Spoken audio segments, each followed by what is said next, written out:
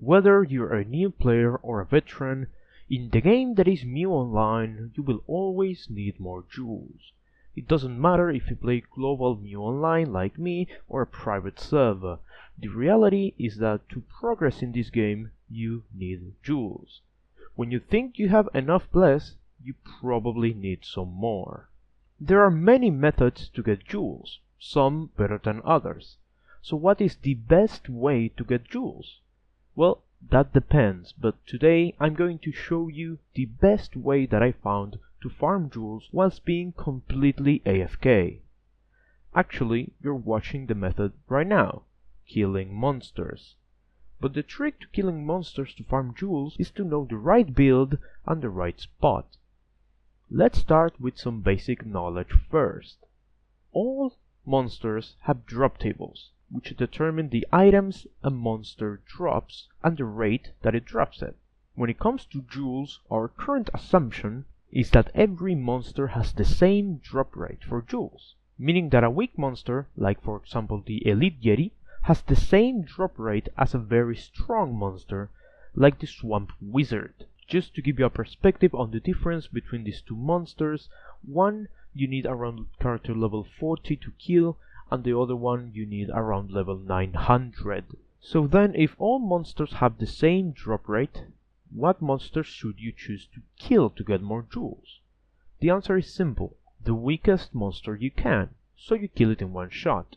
Faster kills per second will in the end yield more jewels, which is the whole point of this. So clearly, killing lower level monsters is better for jewel farming due to needing way less level and gear to be able to kill a lot of monsters really quickly. Now, not every monster in the game will drop every jewel, so the spot you farm at will depend on what jewels you need. What determines if a monster will drop a specific jewel is its level. Here's a table with the most sought after jewels, the monster level limit, and the range of maps in which these jewels drop. For maps, I recommend Elveland 3, Dungeon 2, Dungeon 3, and Atlas 1, as in these maps the mobs are weak, they drop Chaos, Soul, and Bless, and have spots with 5 or more monsters in them. So now we know what monsters will drop the most jewels. What is the ultimate setup to kill as many monsters as possible, as fast as possible? Well, the character that you've been watching is the best build that I found that has all the desirable traits of a jewel farmer whilst minimizing the level and gear required to properly farm at a great pace. Our choice of class is the Agility Elf, and for a single reason: Ice Arrow. Ice Arrow is the only low level skill that has a range of 8. This range of 8 assures us that our character will not have to move to attack monsters when we're farming with the maximum range possible in Mew Helper. It also has good damage and low mana consumption, requiring only of us a single item with the mana recovery excellent option. The drawback that Ice Arrow has is the AG consumption. 12 AG might not be a lot for a higher level character, but a low level character will have very low amounts of AG and AG recovery. Plus we're going to be attacking with this skill exclusively, so our AG consumption will go through the roof.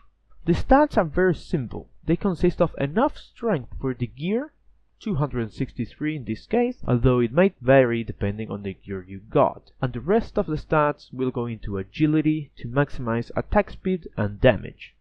No stats will go into either stamina or energy. The gear is what separates this build from a simple agility elf into an Ice Arrow machine gun. One point I want to mention before we take a look at the specific gear that I'm using is that to maximize the amount of monsters that you kill, an important stat to have is attack speed. In this elf I'm not using a pendant or a quiver or rings to show that it's not needed. But if you want to min-max this build, I recommend having all offensive items, bow, quiver, pendant, and rings, with attack speed excellent option, or in case of the rings, using the offensive rings. And at least one mana recovery option to not have to worry about mana at all. Alright, my choice of bow in this case is an excellent Albatros bow, with the mana recovery option to not have to worry about mana. Any bow will work fine, but I recommend using a bow that has 45 attack speed and is cheap. The two that come to mind are the Albatros bow and the Arrow Viper bow. The Celestial bow is a cheaper alternative, although it has 35 attack speed instead of 45. As for quiver, any will do, although as I said before, the best possible one is an excellent one with attack speed, but it's not required if you don't have one or don't want to spend the bless to buy one. I'm using the one from the shop.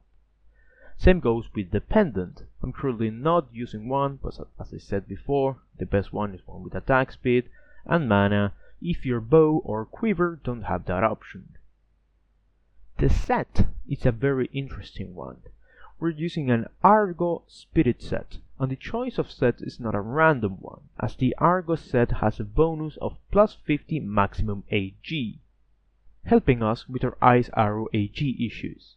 To fill the helmet and boot slot, I'm wearing regular Spirit that sells at the shop, although you could leave these two slots empty if you wanted, as they're not important.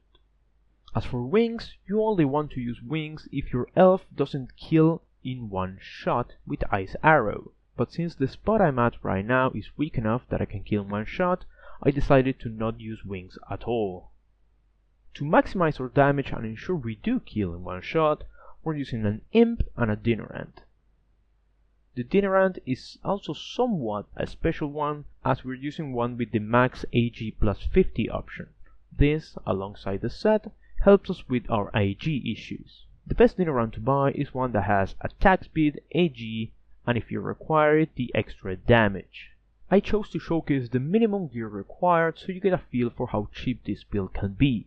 I'm using no rings, although you could use wizard rings if you wanted the extra attack speed and damage. Last but not least, the pentagram. You want to be using the highest level pentagram you can, as long as you need the damage. But make sure the pentagram element is water to get the extra skill damage from Ice Arrow.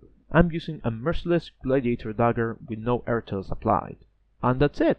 With this build you can kill as much as 0.43 monsters per second while being very cheap and effective. If you play Global Mu Online Helheim server, there's a link in the description with a list of items that I'm currently either buying or selling. Take a look and mail me. I hope you found the information in this video useful. If you have suggestions or comments, leave them down below. Thank you and goodbye.